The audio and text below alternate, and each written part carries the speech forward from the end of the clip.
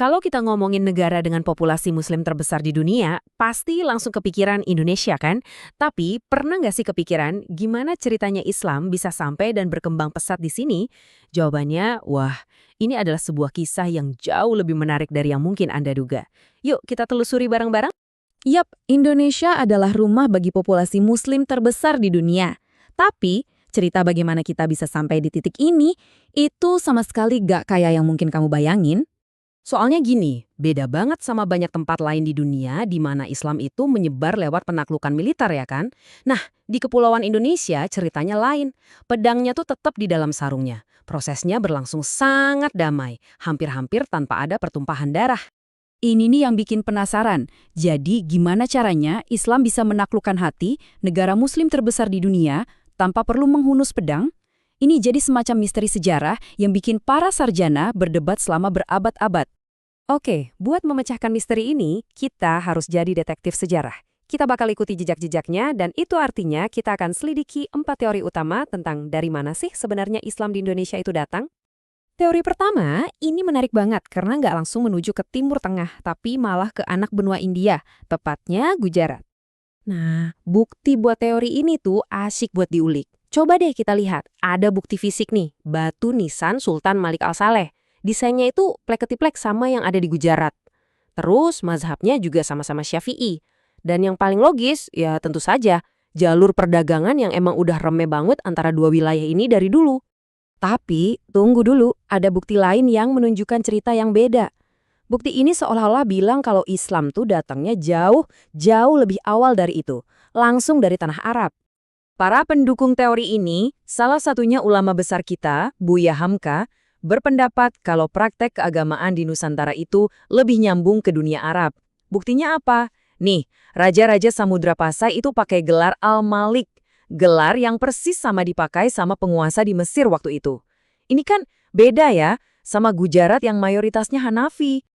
Oke, sekarang kita geser ke petunjuk berikutnya. Yang ini menyoroti pengaruh budaya dan mistis yang datangnya dari Persia. Dan ini keren banget sih cara melihatnya. Ini menunjukkan bagaimana tradisi budaya bukan cuma soal dagang bisa membawa ide-ide keagamaan menyeberangi samudra. Contoh paling jelasnya, adanya tradisi seperti perayaan Asyura di beberapa daerah di Indonesia. Itu kan jejak pengaruh Persia yang kental banget. Teori kita yang terakhir, nah ini, mengenalkan satu pemain besar lagi di kawasan ini, Cina. Mungkin peran komunitas Muslim Tionghoa ini nggak sering dibahas ya, tapi bukti-buktinya tuh kuat banget. Bukti-buktinya itu seakan tertulis di batu dan darah loh. Coba deh lihat arsitektur masjid-masjid kuno di Jawa. Kelihatan kan pengaruh atap pagoda khas Tiongkok? Nggak cuma itu, silsilah raja-raja Islam pertama di Jawa, kayak Raden Patah dari Demak, ternyata punya garis keturunan Tionghoa. Keren kan? Oke. Kita udah bahas dari mana kemungkinan Islam datang. Tapi, itu baru setengah dari teka-teki.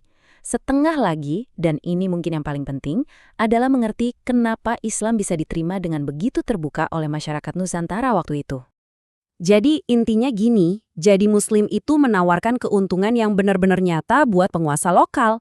Mereka tuh udah gak mau lagi tunduk sama kerajaan Hindu-Buddha besar di daratan. Nah, dengan masuk Islam, mereka bisa gabung ke jaringan perdagangan dunia yang super kuat dan bergengsi, plus bisa cari teman, cari sekutu di Timur Tengah. Dan jeniusnya lagi, penyebarannya itu lewat budaya. Bukannya menghapus tradisi yang sudah ada, para penyebar Islam malah pintar banget. Mereka meminjam kesenian yang disukai masyarakat, kayak wayang kulit. Tokoh-tokoh dari Ramayana diganti jadi sahabat Nabi atau pahlawan Islam. Ini cara yang efektif banget supaya ajarannya gampang dimengerti dan diterima. Nah, buat melihat bagaimana keyakinan baru ini bisa benar-benar meresap ke dalam sendi-sendi masyarakat, kita bisa mengintip ke satu wilayah yang dapat julukan Serambi Mekah. Yup, kita ke Aceh. Posisinya yang pas banget di jalur perdagangan, plus komitmen warganya yang luar biasa buat belajar agama, bikin Aceh jadi pusat keilmuan Islam yang super penting. Gak cuma buat Indonesia, tapi buat seluruh Asia Tenggara. Di Aceh, pendidikan Islam itu udah kayak napasnya masyarakat. Sistemnya tuh rapi banget dan berjenjang. Anak-anak mulai dari menasah di tingkat desa buat belajar ngaji, terus lanjut ke tingkat menengah di Rangkang, dan buat yang paling pintar bisa lanjut ke Dayah, yang ini udah setara universitas lah. Sistem kayak gini yang bikin ajaran Islam itu benar-benar mendarah daging dari generasi ke generasi.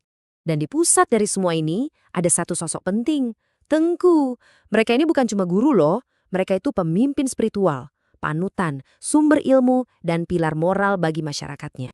Oke, kita udah lihat semua petunjuk dari berbagai teori. Jadi, apa dong jawaban dari misteri kita? Dari mana sih sebenarnya Islam di Indonesia itu? Ternyata jawabannya seperti yang dijelaskan sama sejarawan Azumardi Azra adalah tidak ada jawaban tunggal.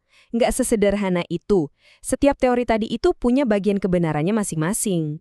Jadi penyebaran Islam di Nusantara itu bukan kayak satu sungai besar yang mengalir, tapi lebih kayak pertemuan banyak aliran sungai kecil-kecil dari para pedagang, pendakwah, ulama, sampai para sufi dari Gujarat, Arab, Persia, Cina yang selama berabad-abad akhirnya menyatu dan membentuk wajah Islam Indonesia yang unik seperti yang kita kenal sekarang. Ini meninggalkan kita dengan satu pertanyaan reflektif di akhir. Bagaimana ya sejarah yang kaya dan kompleks ini, yang dibangun lewat jalur damai, perdagangan, dan budaya, bukan penaklukan, pada akhirnya membentuk praktik dan identitas Islam yang dinamis di negara dengan populasi Muslim terbesar di dunia saat ini?